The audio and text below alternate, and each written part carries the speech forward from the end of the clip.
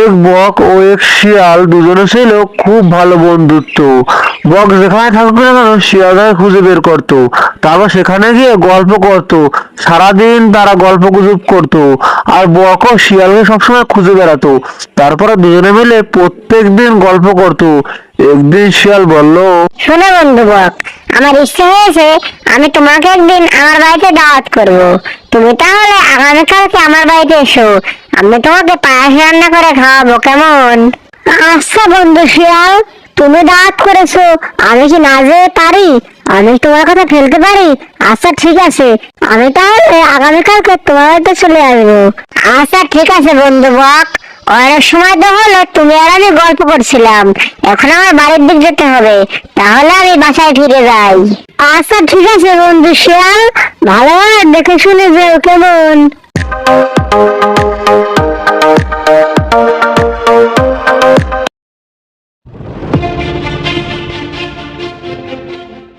এতক্ষণে তোমার আসার সময় হলো, সেই কত সময় ধরে তোমার জন্য আমি পায়েস রেঁধে অপেক্ষা করছি।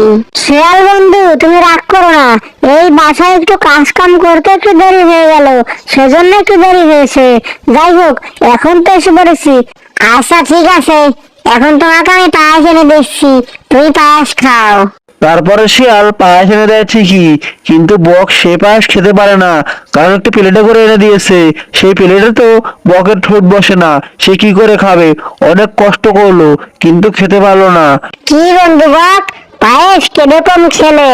খুব ভালো খেয়েছি বন্ধু, আমি তো তোমার বাড়ি দাওয়াত খেলাম, তোমাকে আমি আমার বাড়িতে আগামীকালকে দাওয়াত করলাম, তুমি আমার বাড়িতে দাওয়াত খেতে যাবে কিন্তু। আচ্ছা ঠিক আছে বক বন্ধু, আমি তোমার বাড়ি নিশ্চয়ই যাব, আমি আবার কারো বাড়ি দাওয়াত পেলে লজ্জায় মানা করতে পারি না।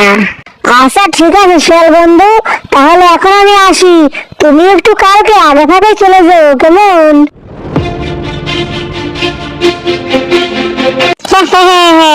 বেটা বোকা বক কোথাকার, সে আমার চালাকি কিছুতেই বুঝতে পারলো না, সে আবার আমাকে দাওয়াত করে গেল। এটাই বলে সাপও মরলো আর লাঠিও ভাঙলো না।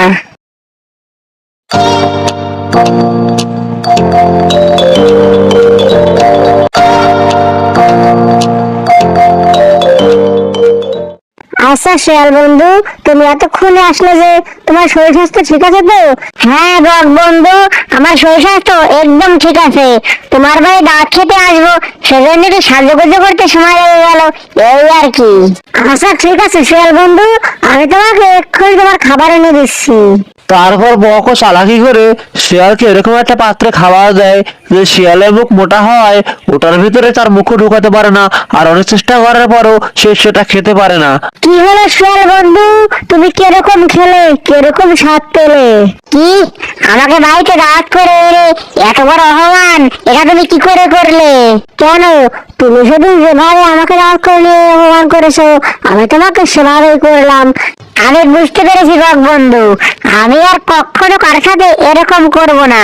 তুমি একটা কথা সবসময় মাথায় রাখবে, তুমি যদি কারো ক্ষতি করো, কারো খারাপ চাও, তুমি যেরকমটা তাদের সাথে করবে, তোমাকেও একভাবে না একভাবে তার সাথে ভোগ করতেই হবে।